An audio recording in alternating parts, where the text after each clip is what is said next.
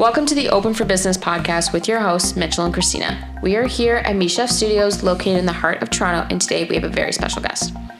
Today, we have an earth-forward type of person. Organic is a must. Starting out at his garden, then transitioned to his indoor microgreens at the shop in the heart of Toronto. Now, 3 years later, he is the proud owner of his own farm located in Peterborough. Introducing Mike, the little farm that could. Welcome, Mike. Yeah, thanks for having me, guys. Coming It's great. Bud. Absolutely. I know it's a bit of a ways from Peterborough, but It's okay. It's worth it. We appreciate the trip. That's for sure. Absolutely. Did they sell you out at the market garden? You didn't bring me any microgreens? I brought him. Oh, you I got brought him. some? Yeah, I packed them in the truck. I got them in a bag. asshole comments, and he acts like a gentleman and answers the question. You know what? I actually, I know your favorite crop, and I put the majority of it sunflower. So there we go. See, he likes they're you. good. They're so good. Yeah, they are. People are too nice to you when you make stupid comments. He's a good guy. We have to be. It's true. He's a good guy. Where did the name The Little Farm That Could come from? I was creating a flyer one day for just a demonstration as to how a small-scale aquaponics system works, and I needed to just put some kind of reference as to what the farm name was, and I didn't have one at that point, so I was kind of thinking, and I think around that time I had listened to the story, The Little Engine That Could, and I just thought, Little Farm That Could, and there it goes, and I put it down on paper, and it looked good, it sounded good, so ran with it ever since. Such a simple process. Yeah, are you familiar with the story, The Little Engine That Could? I feel like I read it as a kid. Yeah, exactly. It's an old one. Yeah. It's about a train cart that breaks down and it has toys and food and vegetables and stuff like that.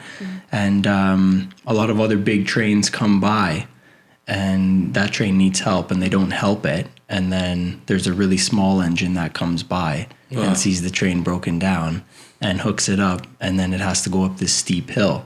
Oh, wow. And as it's going up, it's saying, I think I can, I think I can, I think I can, I think I can. And then it gets closer and closer, and eventually it makes it up the hill and delivers all the goods. So Sees the light. Yeah, exactly. I thought of the farm that way.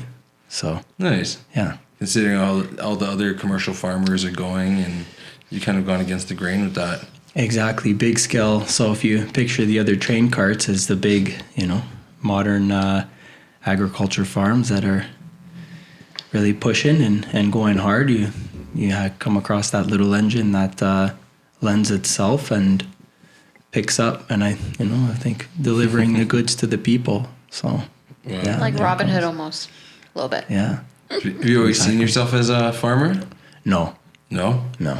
What was your, your childhood dreams? Like, what was Mikey supposed to, Be? what was his envision? Like, what was your vision about life? We've been friends for quite some time, and we used to come visit me at the shop, and I was running a CNC machine which would cut components for various different projects out of different materials, and I was an operator, so I would just be at the machine, and that's where I went right after high school. Didn't go into college, just started working for my father at his business there, and we had conversations. I remember we would lay down on big sheets of plywood and just kind of look up into the sky as the machine was cutting, and we'd be like, what are we going to do? And remember that? And where we're going to go with our life. And, can you swear on this podcast? Yeah. Oh, fuck this shit. Yeah, I don't want to work this job no more, right?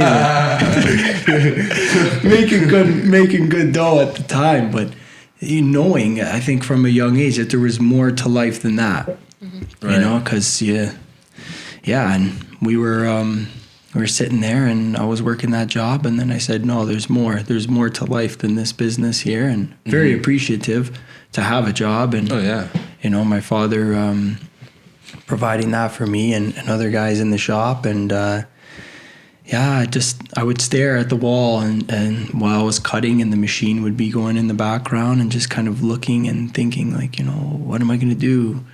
And what am I going to put my life towards? Because it's like you're young and you understand that you're young, and if you know that you want to devote and dedicate your life to something, then you're kind of antsy to get started on that, and you don't really want to sit around too long doing something that watching this machine go back and forth.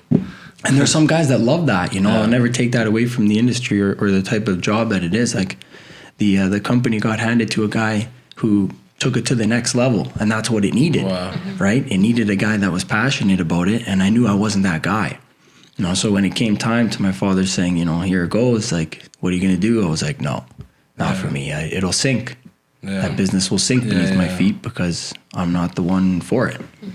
So no, I never envisioned being a farmer, and it started off with just wanting to paint and further a career in illustration that I had been doing at that time. I was painting small batches of crests for the government, and I enjoyed painting and took that in high school as well. And I said, you know what, maybe I'll paint some subjects of interest. And so I furthered some education in the painting field and started doing that.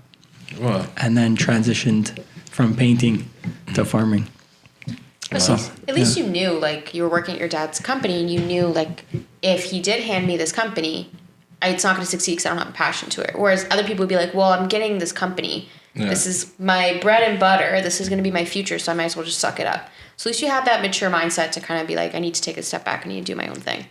So I guess tell us a little bit about how your approach against the commercial farming would be, like, with your style of farming. Right. So I guess the commercial style of farming right now, there's different types. I mean, there's vegetable production, there's fruit production, there's fungi, mushroom production, there's large-scale grain production, there's small-scale grain production too. So how the farm differs maybe from different types of farms, I say now it's becoming more similar to a lot of the different organic farms in different sectors, but we put an emphasis on the well-being of those that are eating the food. So it starts with them, and they're the first ones to tell us what they want because we go directly to them at the farmers markets. Something as simple as using municipal water for your crops. A lot of people don't trust municipal water. They tell you that, they voice that, so you can make these changes in your farm. Granted, you have the funds available or the infrastructure to do so. The farm listens to the customer, goes back, and it's a team. Really, I work with a team. It's I never really consider it my farm. I actually think it's the people's farm. So if they're telling me something, then I go back and, okay, how are we going to implement this? Whereas I don't know. I've never actually worked for another farm, but maybe they do listen to the consumer, and I'm sure a lot of them have started to, because you see a lot of organic products. The word organic, let's just put this out there now, it's very confusing. Yeah, I don't even know what that means anymore. So I think the customer or the consumer just wants safe food. And maybe a lot of farms are starting to transition that way, but there's certain crops like grains that are grown on a very large scale. And traditionally, we've, for the last, let's say 60 years, we've been using synthetic fertilizers for those crops, as well as pest management measures that also use insecticides, herbicides, fungicides. So to see those farms transition would be a game changer for sure. Small scale vegetable production, I think we're seeing that in a big way. Yeah. There's a lot it's cool. Yeah. It's so cool. Like, it really is. A lot of organic produce at not only at farmers markets, but large scale stores like Costco's and Walmart's, which is great because it's, swinging the other way. It's the consumer is injecting money into these organic farms, and that allows us to ramp up infrastructure and build bigger and better teams to provide better food for the consumer. Right. Yeah. Wow. For sure. So I don't know if the farm differs. I'm sure, a lot of small scale organic farmers are on the same page, which is great to be a part of that whole movement. The movement, the change and everything. Yeah. It's important. Like, everyone's becoming more health conscious now, and they're like, and working with, I guess, smaller farms and stuff like that, local small farms, you almost grow this connection with them, like you're saying. And it's like for me, when sometimes I buy like a chicken or whatever from a farm, it's like, oh, I know that how that guy raised it. I seen it on Instagram. It was so cool. Like, I know it's healthy. I know it's going to be good. Right. And I'll support that, you know? Absolutely. And that's important moving forward, working as a community rather than just producing just for the masses. And that's the connection between, I think, small scale farms and consumer. Mm-hmm. Absolutely. It's a perfect example right there. I feel like our generation is more like support local business, that type of mindset. Whereas like, let's say our grandparents or our parents even, they're like, well, I'm going to go to the local grocery store. I'm going to go to the chain because it's a chain, so it's trusted. So I think that's also part of, and it's also convenient. Yes. So it's also part of it as like as the years go on, as the generations change, the mindset's changing as well. Like our generation and the younger generations are what's going to prolong Earth, for lack of a better word. So the way we act now is like a catastrophic chain of events, right? Like when we talked to Nick last week, he was very much environmentalist and very much an environmental mindset. And he was saying like just cutting out meat to once a week does so much for our footprint, like stuff like that, you know? Right. And it's farms like yours, essentially, that are helping with that movement and helping with that carbon footprint, right? Because instead of having mass production in the sense of using peroxides and using other chemicals, you're from the ground up, more of an organic base, right? Absolutely. I think in a time like now, too, like, you know, we're sitting down at this table. Mm-hmm. There's an outbreak of a virus. Mm-hmm. Tomorrow morning, we might get the heads up that the whole country shut down. Mm-hmm. And, you know, as you mentioned, Christina, previous generations trust a name, they trust a brand, they trust brick and mortar, or they did. Mm-hmm. You know, when you go to that grocery store and those shelves are empty, who do you call? My customers at the farmer's market, my family, my friends, they're guaranteed. Mm-hmm. I have your food. Mm-hmm. That's trust. That's community. Mm-hmm. That's food security. That's huge. Someone can come to the farm and say, I'll buy everything you have right now on, you know, that rack. And I'll say, no, that's already bought. I'm just waiting for Saturday to meet up with them. There's no amount of money that you could pay me for that. Mm-hmm. Because for the last year, those customers have come every week to the market and supported me and helped me pay the bills on the farm, the property tax, the mortgage, all the overhead, the infrastructure.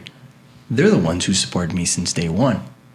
So the faster you find a farmer, the faster you build that connection, the easier I think you sleep. 100%. I've had personal calls and text messages when all this is breaking out. Hey, you know, I'd like to be on board. You know, whatever you got going for baskets this spring, this summer, set me aside. Bang, e-transfer. 10 minutes later. It's like, these people want to know that they're guaranteed food. Mm-hmm. It's not just another credit card. Yeah. You're not just tapping another credit card. It's like, no, we're setting aside X amount of beds, X amount of plots for X amount of people at X amount of markets. Mm-hmm.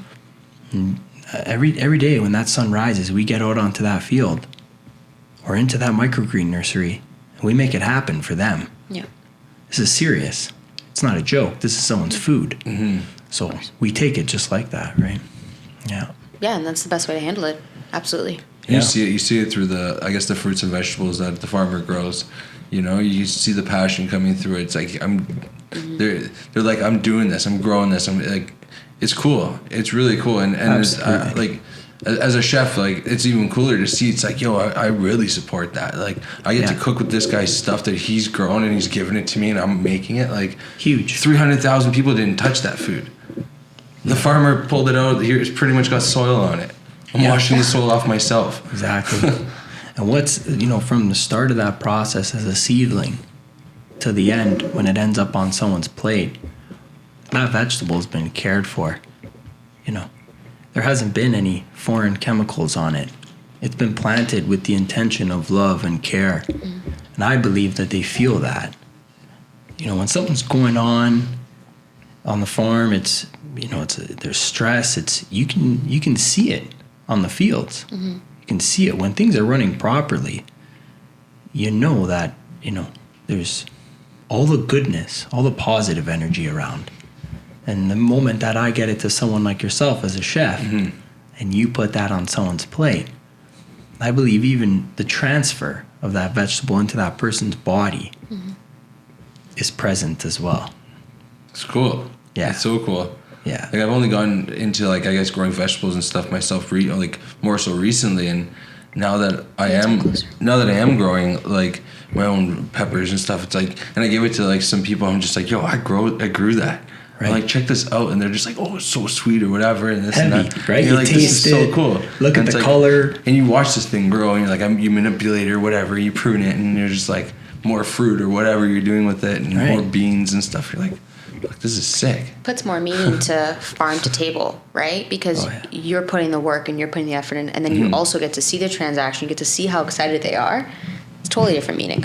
It's funny. Absolutely. Half the beans I grew, I gave it to the neighbors because they were so excited to have them. Right. You know, and I barely took them home to myself just because they were so happy. I was like, wow, like they watched them grow with me. And then I was like, I gave it to them and they were just so excited. And I'm like, they're almost like your children. Think about it. And I can relate because before I said, okay, let's try and make an income, because I was spending a lot of time farming and I really wanted to correct some of the problems that I seen.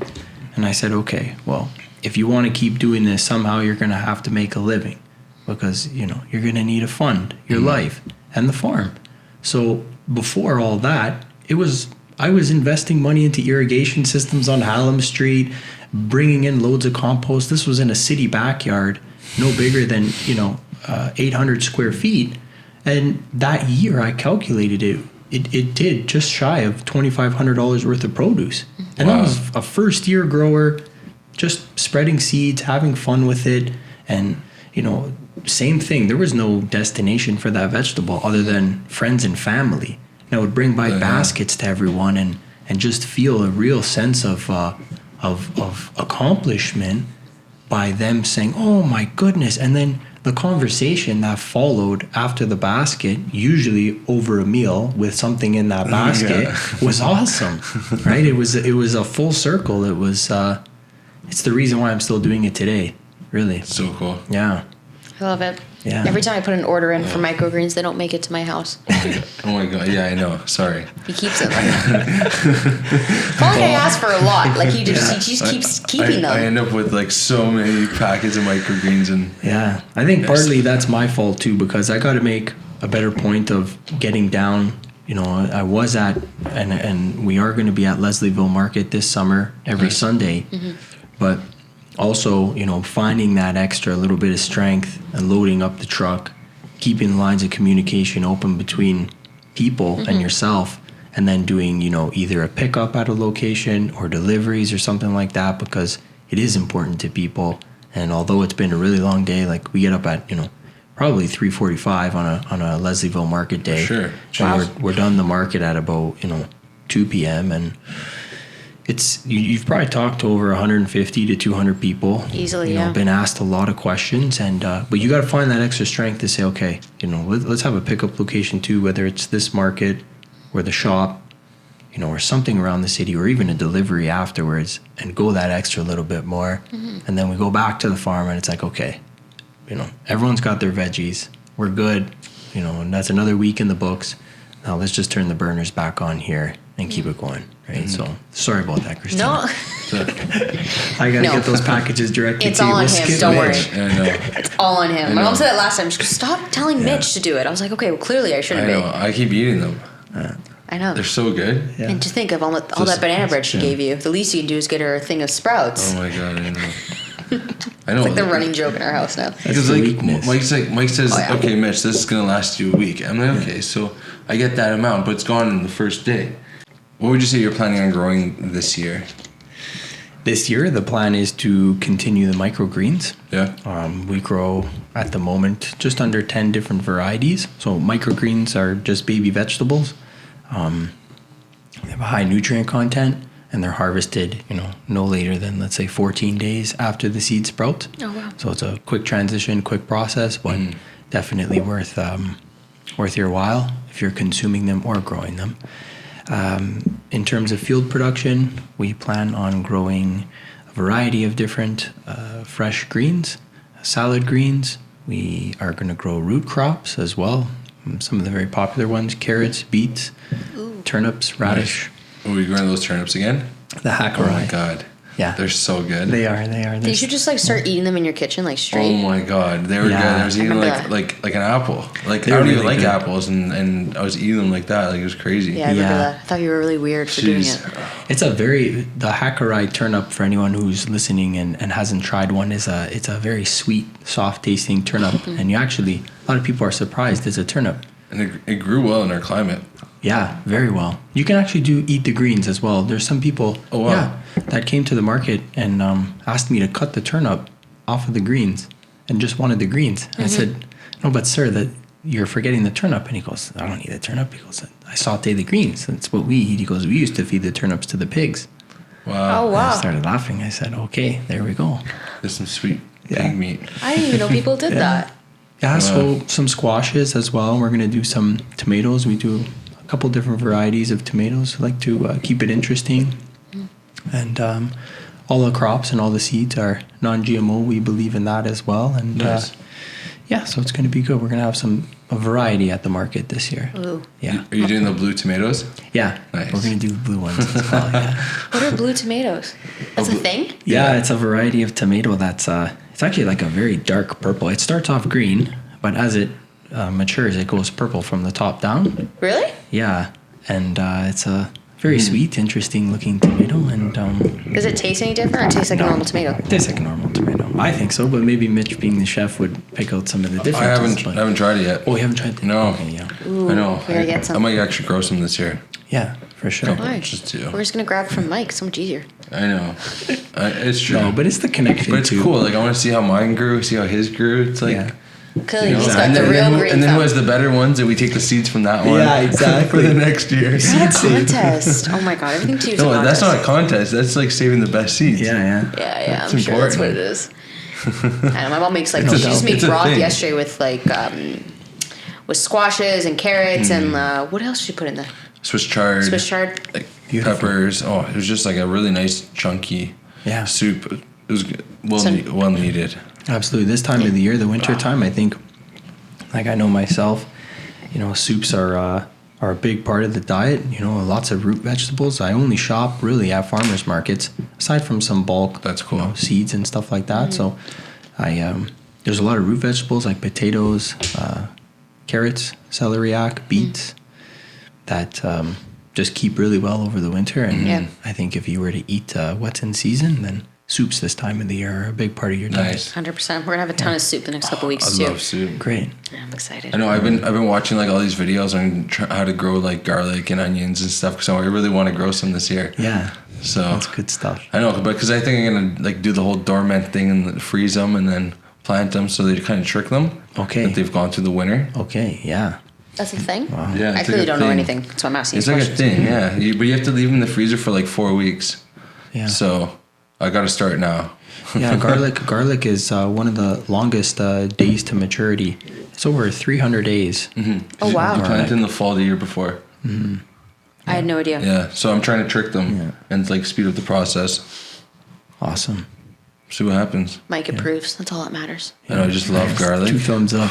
Keep it going. Oh my god! Because I bought all those awesome garlics from the farmers market when I went to the garlic festival. And I was like, you went? Yeah, Nico and I. Okay. Yeah, we went to the garlic festival. Oh my god, yeah. the garlics they had there. They had a mandate. See, Yeah, those right, are mandate. worth going to because you get very interesting varieties of garlic, and you can bring them home and grow them yourself. Yeah. And keep it going. There's a garlic guy that sells like, I don't know, 20 varieties from all over the world, and then he'll sell you like the growing garlic that he sells too. That's a little bit cheaper. Okay. So I was buying that just to eat because it was cheaper. I said, "Fuck this." Yeah. You bought like a Spanish one or something, didn't you? Oh, Tibetan garlic. And there was all these different kinds. Yeah, you were like, smell this garlic. Mike, it all smells the same. It was like, Yeah, there's a gentleman at the farmers market I go to, and I like his style of farming. Like, he brings all of the vegetables. He grows potatoes, but he grows all of his potatoes still covered in dirt, and his table is just one big, pile of dirt, but with potatoes.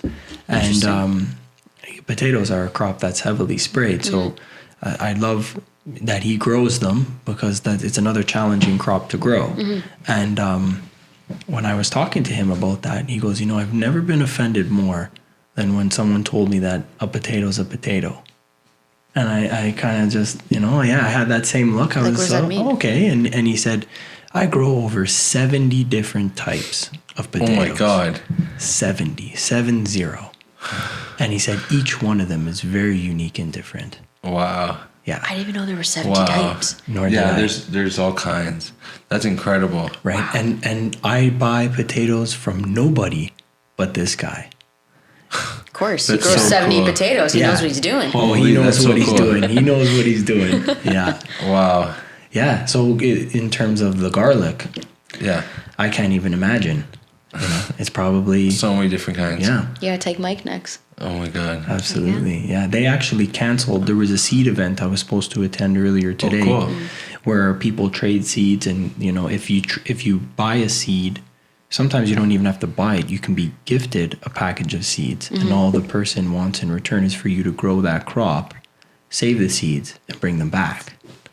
That's Yeah, cool. it's called Seedy Saturday. That's so cool. It's for anyone who's listening, and it happens in and around the GTA and in Toronto. Okay. Unfortunately, it was canceled, but Yeah. Yeah, based on everything that's happening. I'd love to check Right. that out. That's so cool. very cool. And I found some very unique varieties there. One of them is the wild tobacco I plan on growing this year. Yeah, That's so right. funny you said that because Yeah. I was asking about it. Okay. Because I was looking for like fronto leaf, but then I don't know if it's like legal in Canada. But I heard it was just a tobacco leaf. Right. So I don't know. I'm essentially looking for a tobacco to grow. Yeah. But like a nice like dark tobacco. Right. Well, I'll be starting That's the cool. seedlings this week, and the tobacco. Does will it take definitely long? get sown.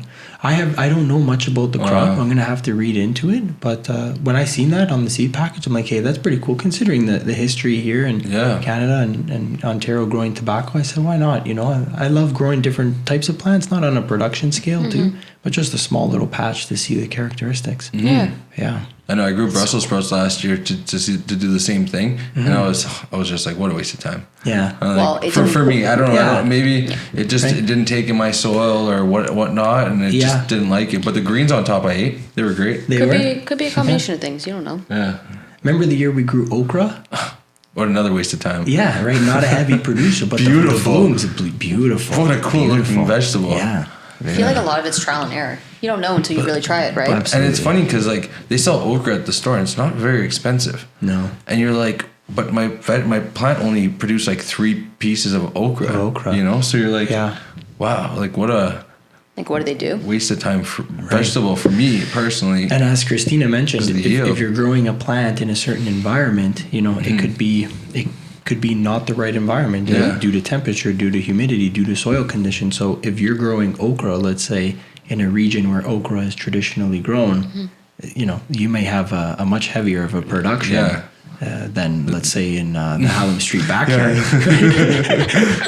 That was fun. But, Now I'm curious, where is it traditionally grown then? Is it even in I don't Canada? know. I think it's a southern so vegetable. like tropical? yeah, I think so as well. Hot climate. Hot I'm not climate. even So then- 100% sure. We'd If have to that's the check. case, then that makes sense. Yeah. Realistically, Yeah, like yeah, the yeah. hottest it gets here is It what? still grew. 25. Still Yeah, it impressive. did, and it Still had produced. some beautiful fruit. Yeah, it did. So, That's good. all right, 5-year company goal. What would you say? 5 years from now, Yeah. where do you want to be? No. 5 years from now, I'd like to see the farm in full production. And in full production, I mean that the acreage that we have that can be used is being used.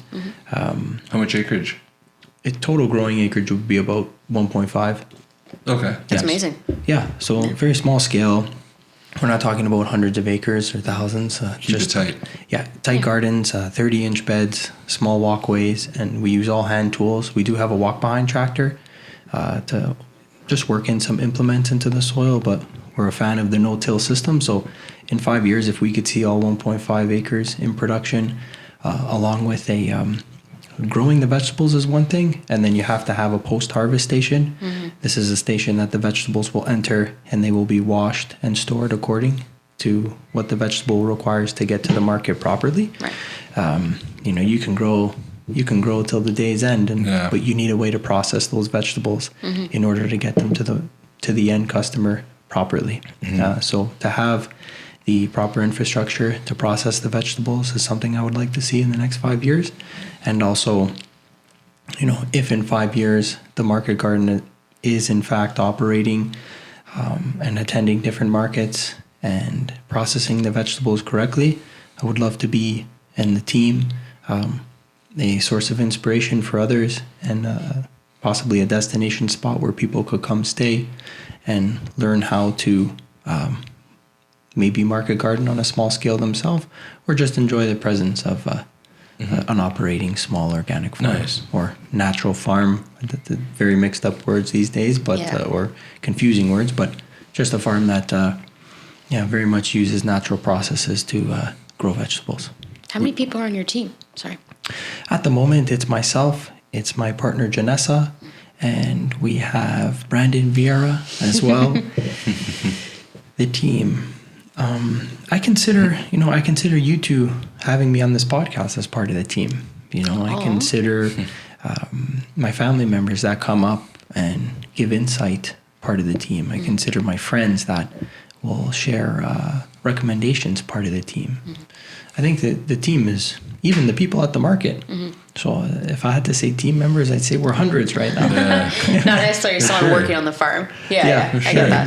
Exactly. Everyone's a piece of the pie, Everyone. It's true.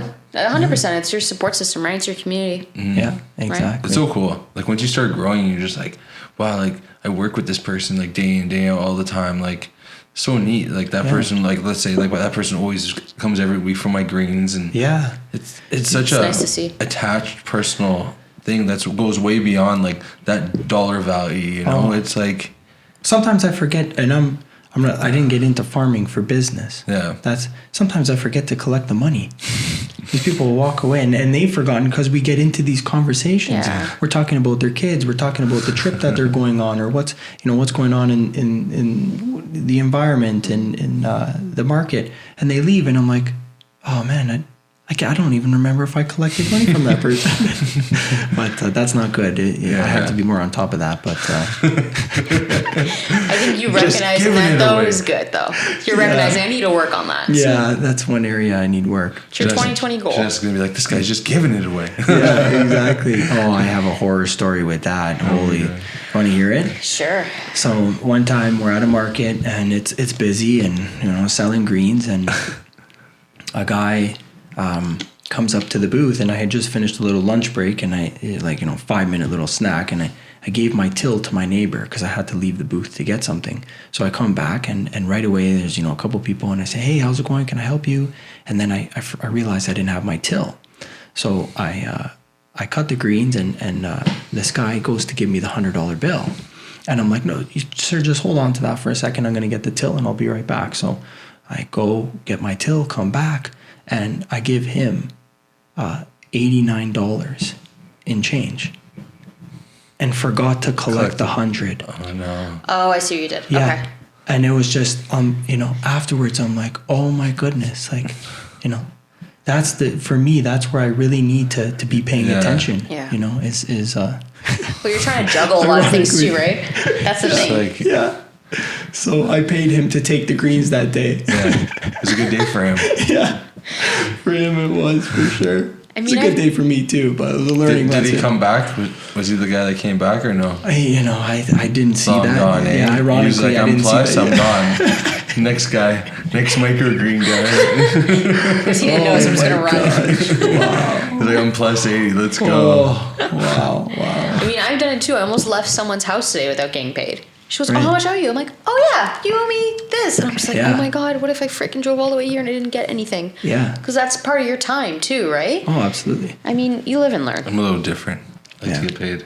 Yeah. I'm a little crazy. Well, I love it. See, this is the Open for Business podcast, right? And I think a lot of business owners or people in business that you'll be talking with, it very much is inspired by a passion or a goal. So it's you don't get into it to make the money. It's at first it's just providing the service, and then you got you got to strengthen up. Yeah, you get so happy that someone enjoyed your product or your service. You're just like, oh, and you're like on this high. Yeah, you're like, oh wait, I should probably get paid. Yeah, be a good idea. Yeah. Should probably cover my cost. I don't know what I was doing here. Okay, so advice for someone who's looking to start their own farm or vegetable growing business. Yeah.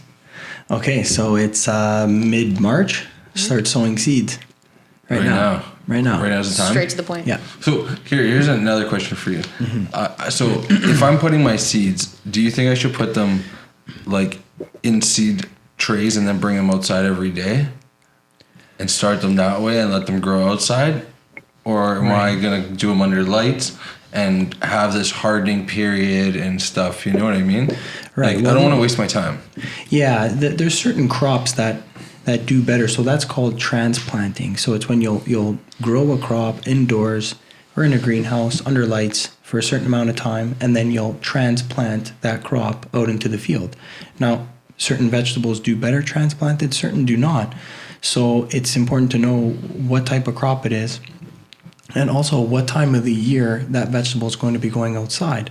So tomato plants, for example, let's just use tomato. If a tomato is traditionally ready in August, if you get that tomato plant planted in the ground as a little seedling in May, because you grew the seedling in for 3 or 4 weeks in your house somewhere, then you got a 3 or 4 week head start. Mm-hmm. So you're going to have that tomato at the beginning of August, where is if you just grew it outside, you'll have it at the end of August. So there's extremes in the industry where guys are starting tomato plants here in Ontario in February, some of them even late January, and they're transplanting them into greenhouses by beginning of March, sometimes mid-March. Wow. And these are the people that have tomatoes ready for June. July, yeah. June, right? July. Yeah, May 2-4 weekend, Wow. when the markets are, they have tomatoes. That's wild. Fresh Ontario grown, real tomatoes. Naive question. When are tomatoes supposed to be ready, technically? Because you're saying June, July, like it's Early. exactly. Because they've used certain techniques to get the tomato into greenhouses and start them earlier. So tomatoes, if you were to say, okay, tomatoes cannot take a frost, so what we're going to do is we're going to start tomatoes outside in little trays after May, and we're going to grow them like that with no infrastructure, no lights, and no indoor protection. Well, you might not have a tomato ready till September. Okay. Right. So there's a big difference in time. When you're in business, you want to get a tomato to the market as soon as possible. Of course. I think even as someone who enjoys them in their salads or on their plates, you'd want them as soon as possible. So with anything. Yeah. Taking little tips from pro growers, or even that little rack that you have by the window there, that's a perfect little place to start seedlings and then transplant them out. Now, direct seeding, that's when you'll put a seed directly in the ground. So let's say a crop like radish. Radish is a crop that can withstand cold temperatures, or even spinach. You can direct seed those really as soon as the ground thaws out and put them in the ground. And they can actually withstand a little bit of frost and below 0 temperatures and still survive. So that you can direct seed, right? So direct seeding, transplanting, it's all about the crop, when you want to have it ready, and basically the techniques to do so. Wow, I'm learning so much today. I'm going to go home and start planting. There you go. Actually, I can't. I don't have any grass. I can't do that. You can do pots. I have nowhere to put anything. Plus, I have a dog. Pots by She's the a window. disaster. Yeah, then I won't water it. No plant survives in my You house. can grow a bonsai. It takes like 1 million years. Yeah, my brother's been growing his bonsai since Christmas. Christmas. I got my brother and Mitch the same bonsai kits for Christmas because they're both they love bonsais. Right. But of course, he hasn't planted his yet, and my brother's still growing. I don't know what it's at now. So funny. There's some bonsais that have been taken care of for multiple generations. Oh yeah, that's pretty cool though. It's impressive. Yeah. I think that's cool. I know. Imagine the responsibility as that grower Of course. to keep that tree alive. Pretty serious. Kill the family chain. Oh, yeah. Nope, thank you. Okay, personal questions. Current podcast. And you can say you don't listen to one because we've had people do that. That's totally fine. Right. So I listen to the Open for Business podcast, and I also listen to the Rich Roll podcast. Ooh, cool. What's that about? Yeah. Rich Roll, he's like a ultra endurance athlete that has conquered a previous addiction. Oh, wow. Oh, and cool. Has interesting guests, as you do. That's the Rich Roll podcast. Literally writing that down, just so you know. Okay. Yeah. I'm always down for a new podcast. Especially if we're all going to be stuck in our houses for the next couple of weeks. Might as well. I know. I haven't been following one recently, so it's kind of nice that that's That's a good lesson. His just basically he wants you to be the best you could be, and brings on guests that'll help you get there. Neat. Cool. Yeah, it's great. I like that. Be a better you. Be a better you. Go to oh my god, go to business apps. Go to business apps. Well, I would say one is Instagram. Yeah. That is, if someone had to tell me to pick my most important tools on the farm, one of them would be the cell phone and Instagram.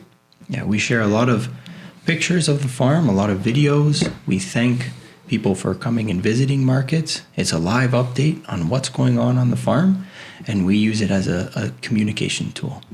Amazing. Yeah. Yeah, I always see like the stories with the little Lego people. I was like, oh, Mike posted stories, and I'm like watching. Yeah. I was like, that's so cool. Those things are so cool. Yeah. Such a cool concept. I love it. They're our mascots. Yeah. Current food craving. Fruit. Fruit? Wow, it's Fresh the healthiest answer. What kind of fruit? Apple. Yeah. A fresh apple. We have a couple of apple trees on the farm. Oh, that's They're not nice. sprayed, They're so good. and they're just my favorite fruit.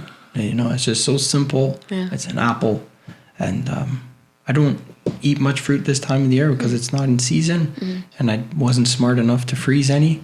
But this year I'm going to be sure to do that. Do that. My nana did make applesauce, but we finished that very soon. Of course. She peeled 40 pounds of apples by hand. Oh my god. By my hand. God. By hand. So she Nana puts us all Rosa, to God shame. bless her. Is- Oh, she's part of a generation that life was a lot different. Yeah. And I think that for her, peeling 40 pounds of apples, boiling them, putting them in mason jars, and giving them, to myself and keeping some for her, it was something that was a part of her probably every day. Once upon a time. So cool. I wish I was like that. Yeah, or from a different generation. I know. for sure. For So sure. your mom's mom or your dad's? My dad's mom. Your dad's but my mom. mom's mom does preserves as well, and her husband have an extensive garden with different varieties of vegetables, and I would consider are actually more trained in small scale, high production gardens than myself. Of course. Because Years they've- experience, right? Years experience, and they did it. That generation had backyard gardens not to sell, not to be organic. It was because they came here with very little in their pockets, and those backyard gardens were their source of food, and they were able to save money that way and feed themselves 100%. nutritiously. We had a garden at not my house in Markham when I used to live in Scarborough. It was very small. It was like basics, like tomatoes, and I think it was, actually no, we had tomatoes for sure, but we also had a plum tree and we had a pear tree. Oh, nice. I remember that. I didn't even like pears, and I would just eat these pears. They were so damn good. Oh, yeah. And then, of course, you moved to Markham. That stopped. But it's like, even my grandmother still does her garden. She loves it. Yeah, so some of the properties, especially in and around the Jane and Finch area, there was a very high population of Europeans that settled there after coming up from the downtown core, but they settled there for a while, and that's what they did. They planted fruit trees. And, they have apple, they have pear, they have peach. They graft trees so that one tree can grow two different varieties of fruit. And there's actually an initiative that was put together to train some of the young children in the area to actually learn how to prune the fruit trees. Because this generation was aging, they would teach the younger generation how to prune a fruit tree properly, and it sparked a small business. And these children were going around with their little ladders and pruners and pruning fruit trees for a generation that was it was unsafe for them to get up on a ladder. Yeah. That's amazing. Yeah.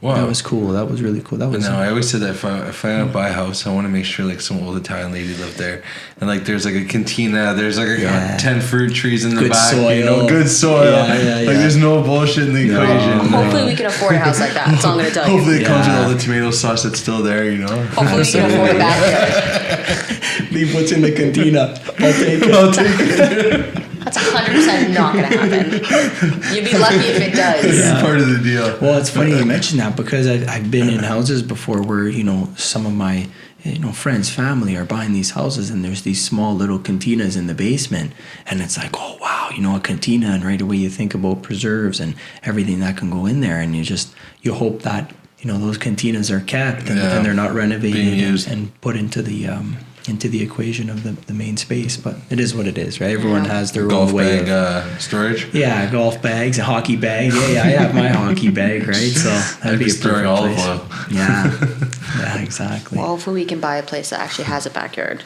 So we can actually have a garden. So we keep talking about that. I said you're gonna have to handle it because I don't have a green thumb. You know what, Chris? There's a lot of opportunity, and I think right now around the Peterborough area, there's a lot of small farms for sale. There's a lot of big farms for sale too. But for the younger generation coming up, if you wanted to purchase something like that, it's attainable, and you could. And I think that area is going to become a hub for small scale organic farmers, and it's going to be a popular place to be because you're going to have these growers that are growing a wide variety of things. Like I have a neighbor, a couple of neighbors that are, they have a maple syrup bush now. They've taken that on from an older generation. They have, over 1,500 trees that they tapped this year, and it's going to be a really, really exciting time, I think, to see all the younger generations take over these farms. And then with the current understanding of agriculture and wanting to get back to the way that our ancestors farmed, I think a lot of these farms are going to be very well managed and looked after. So there's opportunity in the East to pick up a property for a great price that has a lot of potential. So I think that's also part of it too. It's like how the development industry is going is that they're building up on so much land that whatever's available, but it's forcing everyone to kind of go more and more north. Right. Like there's less and less land to work with. Yeah. So it's like having any kind of farm that's somewhat close to Toronto, that's huge. Yeah. Most of the time it's what? 5 hours away? 6 hours away? 6 hours north? Something like that? For so sure. Peterborough's what? 2 hours? 2 hours, Nothing. yeah. Well, it's about an hour and a half to Peterborough, and then by the time you take Highway 7 east to a little town called Campbellford, that's where we're located, and that's about 2 hours out of the city. But, there's a lot of opportunity even within that local community to service them, and it's great. That should be cool. Watch now afterwards he's going to be like, let's go buy a farm. Don't worry, I'll end up with a farm. Yeah, well, you know what? You don't even want to go to Markham. No, I know, but eventually I'm going to say fuck the world. I'm going to go get a farm. Yeah. Right. My father and I, we were taking a drive, and actually he was the one that spotted this one farm, and he came back and he said, Mike, you got to see this farm just down the road from you. And I said, okay, let's go. So we take a ride in his car, and we're looking at this farm, and it's like, nice 5-bedroom, 2-story house with 3 bath, a beautiful 3-car garage with a concrete slab, heated, basically a workshop as well. Cool. A small guest house on the property, a century-old 2-story bank barn, and a massive horse riding arena, plus 40 acres. Okay, we watched this farm go from 1.3 million drop down to just about 970,000. And my father, I'll never forget, we had a conversation, and he looked at me and he said, Mike, he's been in building all his life. He understands it. He said, Mike, you cannot build the infrastructure on that property for the price it is. Just the infrastructure. Yeah. Plus you got 40 acres. That's so upsetting. So, and it's all done. All the work is done. Wow. Yeah. Did they end up selling? I haven't followed up or taken a drive by. I think personally because I'm content. I'm not interested in seeing, but maybe just a curiosity for sure to see Don't if worry. it's sold. But Nick Senior will let you know. Yeah, Nicky, he's always got his eyes on something. He's calling Who knows? He's Marco. going to sell his stuff and move up and buy another farm. Yeah, you never know. It'd be cool. Okay, sure. So morning ritual to start your work day. I know you have an early day. Yeah, right now it's I go out and me and my partner Jenny, we go out and we feed the animals. We open the gates, we let them, it's morning. Mm-hmm. It's a celebration every day. So we go out, we open the gates, the roosters are screaming, they need fresh water. The pony needs fresh water. We got a couple of sheep, we greet them, we say good morning. So that's how the day starts right now. I love that. Yeah. It's like That's so therapy. cool. So different than everybody else. Yeah. Everyone else I talk to, they're just like, I make sure I have a dozen espressos and I'm out the door. Well, everyone else is in the GTA, right? Think of it that way. Like he's more rural and on a farm. If you think about it, so it's a whole other philosophy, whole other ritual. Right. Well, espresso is a part of the equation too. So Here was vouching for him. He adds espresso. He rests the espresso on Chudlow while he waters the rest of the roosters and Chudsky. stuff. Oh my god. He's a good boy. Yeah. Okay. Current book or audiobook? Yeah, so I'm a big fan of paper and text. I'm sure I'd get into audiobooks too, but as of right now, I have a couple on the go all the time. I refer back to a book, 7 Habits of Highly Effective People. I like to reference that book. The Market Gardener by Jean-Martin Fortier. Profitable Urban Farming by Curtis Stone. These are books that I reference because of the farming. Yeah. And I'm into reading Farmtario, which is the local newspaper up there. And Gleamings of Campbellford, which is the town that I'm in. So I'll often just scroll through there and see some history of the town and the township. That's so cool. I didn't know there was a farming paper. Yeah, like a newspaper. Yeah, and you know what? It's actually, what I consider to be a small scale. People would call me a gardener, not a farmer. And these guys are dealing with hundreds and thousands of acres. It's good to get an insight. I like it to see the bigger picture, at least what is going on these big farms. And it's very interesting. On certain pages, you'll have ads by Monsanto and Bayer. Really? And maybe some of the listeners know who those companies are, but that's basically the engineers of the poison that's going in your food. And then on some of the last pages in the newspaper, you'll have success stories of small scale organic farming and cover cropping, which is an important part of keeping your fields full and in production even in the winter months, like having something there to root in the ground, hold the soil in place, and not allow erosion by wind or water to take away topsoil. We're losing a lot of topsoil at the moment around the world. And so these small little success stories and bigger stories as well, I think for anyone who's interested in farming right now, Farmtario, there was a couple of articles in there about there being a shortage for plant-based proteins right now. And when they do get them, the quality is very questionable. So I think that there's a big opportunity in large-scale farming to farm high-quality legumes, beans, and things that would make up the demand for what and what the industry is proving to be a rising demand, which is plant-based proteins. Wow. Yeah. Well, it's good insight to read that paper and keep in touch with what the bigger boys are doing as well. Sure, of course. That way you can kind of see where you can help and step in, essentially, and where you can grow, right? Yeah, for sure. Yeah. Favorite type of vacation and where? Yeah, so the location of the farm was picked based on the proximity to the family cottage. And my famous, and everyone's kind of been up there and had a good time. Oh, yeah. But my favorite vacation spot is the family cottage. Yeah. The place is gorgeous. I always tell Mitch every time we're up there. Yeah. It's like it's such a great space that you can easily grow into. Like your families are growing, obviously. Like Soph and Nick have kids. Like you guys are going to start growing, whatever. But you can also have so many people up there, and you just all fit comfortably. All enjoy each other's company as well. I always like to over-welcome my stay.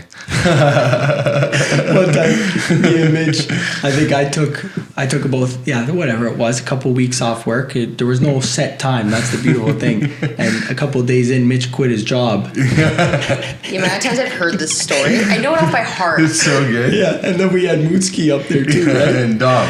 Yeah, and Dom too. And we... lived together for 3 weeks. Yeah. How funny. Yeah. There was. I feel so sorry for you guys. It was a real cool vibe. Like there were certain days where we just had a little breakfast together, and then everyone did their own thing. We didn't even talk to each other. No. For like 2-3 days, we wouldn't talk to each other. And Not it was 2-3 days. No. Like a small convo at dinner, but it was like for the most part, you're off really doing chill. something. Yeah, like, one guy's fishing, one guy's on the dirt bike, one guy's going reading a into book, town. one guy's in town. Whatever. How many times were you sleeping on the couch? Is a real Oh, I was question. sleeping outside on the grass. Sleeping under a tree. Oh, yeah. I have the photos for that. Barefoot, showered in the lake for 3 weeks. Yeah. There's a full shower inside. One with the earth. Yeah. It drives me crazy when you do that. That's how we're getting our minerals on our skin, right? We're going to the lake. Through the Trent. Yeah. There's a full shower 10 feet away. Did you ever hear the story about the loop with Scotty? Oh my God. I'm scared. Sure. We swam to the buoy and back, which is, for a good swimmer, maybe a half hour. It took us about 4. And we played the same song on repeat with a massive club speaker on the dock. Just blowing We just pumped bass across the whole lake. And this poor neighbor was up. And afterwards, when we were getting back, just gassed, short of breath, we're just, rolling it. And he comes on the dock, and he's probably on his fourth bevy. He's had a couple. And he starts explaining to us the loop technique in Guantanamo Bay. And how it was a part of torture for prisoners of war. So that was interesting. What a weird, It felt like we were torturing him. That story just took basically. a curve on me. I didn't think that's where it was going. Sorry about that. I thought it was just more like the music was on loop. I'm like, okay. Yeah, like, the music whatever. was on loop. He was half in the bag, and he thought he was in Guantanamo Bay again. Oh my God. Yeah. So many things wrong. Oh my God. Yeah. Okay. Perfect Sunday. I know you work most Sundays. Yeah, a perfect Sunday, if it's the day Sunday, is basically going down to Leslieville in my truck, old Betsy. She's got 350,000 kilometers on her, just pushing hard. Pushing. Oh, yeah. But a perfect Sunday is her getting down there in one piece. And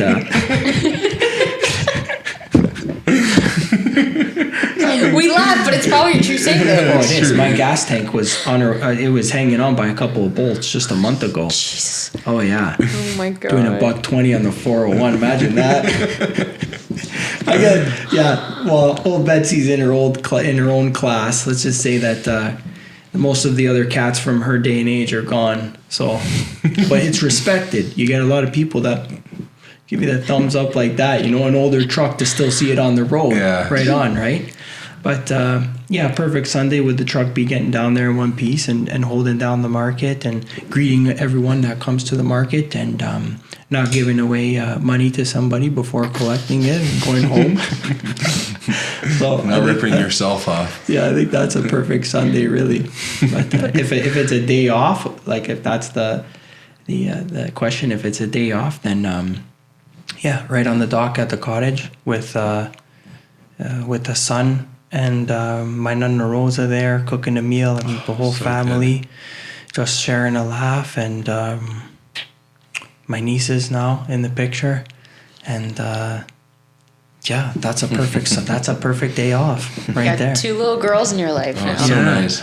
I'd like to be in their life more, but I think as they get older and as I maybe I'm able to travel a bit more away from the farm and take a couple of days off, I can do. You gotta get them to come up there and play in the mud, Yeah, right. and we have a little pony Chudlow right now. I want to train him, and I want to get him suitable for just a little ride once in a while for kids. And and me. And big kids too. You're not going on the pony. Pull me into town. No. Yeah, no, I got a plan for the big boys too. I want to get some possibly some big draft horses up there. See, that makes more sense. He's a 6 foot tall male. He can't sit on a damn pony. No problem. He'll kill that damn pony. I'm gonna be pulling the pony back to the cottage. We're gonna be pulling Chudlow. Poor animal. Oh my God. Yeah. All right, we're gonna get into a little game. Would you rather? So, would you rather give up the Chudski or become a carnivore again? Holy moly. This is hot, eh? Jeez. Too hot to handle. That's a loaded question, bud. We like loaded questions here.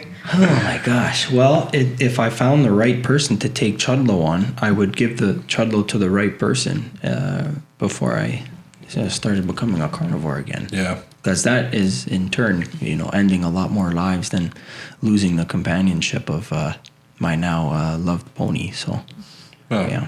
But big question there, but easy. Sorry, I threw it all hard, It was a shot. Okay. People who don't know, Mike actually turned vegan how long ago? Yeah, it was January 30th. I'll never forget that. So are you fully vegan? Are you doing eggs? Yeah, fully vegan. Yeah. Well, I have to admit, I did slip. I had some honey, and if you're 100%, or in some cases you can't even have that. So I did though. I had a tablespoon of honey, and it was quite good. I've been a beekeeper before. I plan on bringing a couple hives back up to the farm, and I think that if you're not going to harvest the whole hive and kill off the bees, if you're going to take half of a frame, what they call it, in a really good productive year, it's I think you're okay, and I think the bees are okay too. Yeah, that's some good honey. Yeah.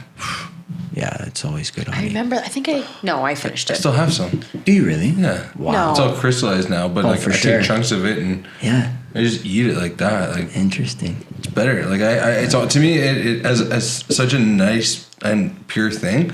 I'll just eat it and put it in my mouth. Like, I'd rather do that than put it in like some tea or something. Oh, for sure. Talking about just natural sources of sugar. Currently, right now, in about a week and a half time, I can do about a liter of maple syrup. Yeah, between teas and coffees and porridges, and that's my sugar. Right, I go to maple syrup. Yeah. Yeah. I know my liter lasted you a week.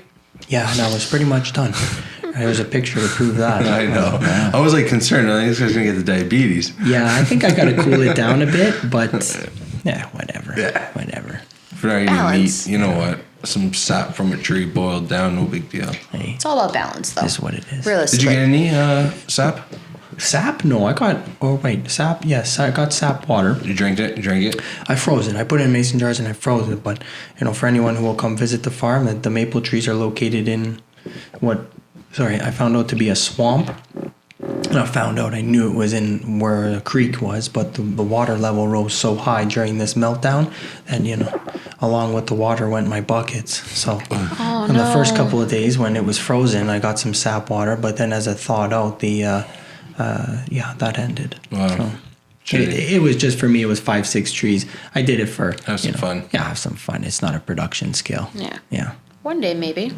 Never know. The property doesn't have enough maple trees. No way. No. We're gonna have to do start that. planting for the next generation. Yeah, exactly. How long do they take to grow?